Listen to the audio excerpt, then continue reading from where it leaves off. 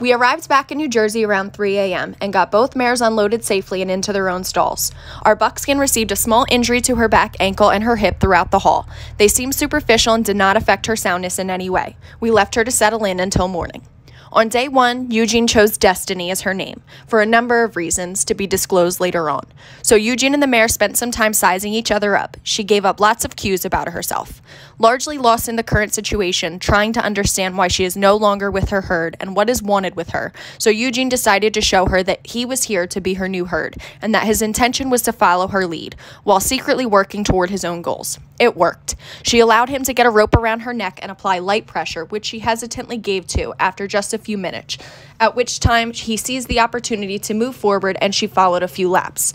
The next step would prove that he misread something. He stopped and reached for the first touch, and she had other plans, spinning around and giving him a nice shot in the arm with a firm back foot.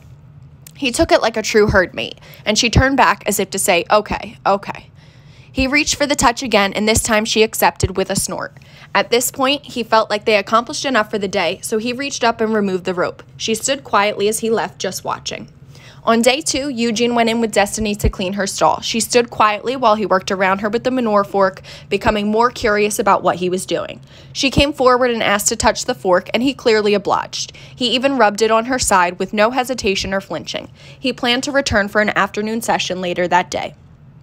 Upon approaching her stall for the afternoon session, he noticed a difference in Destiny's demeanor, one beaming with curiosity. They began sizing each other up, coming to terms with who would make the first move. She won, so he went for it. He looped his rope over her head and slowly approached for a touch.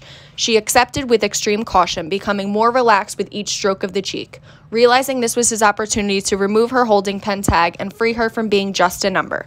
He reached and began cutting through the rope as she stood quietly, almost like she was relieved. Once the tag was removed, he pulled the rope from her neck. Knowing this was a huge accomplishment for the day, he reached out for one more rub and she lowered her head to accept.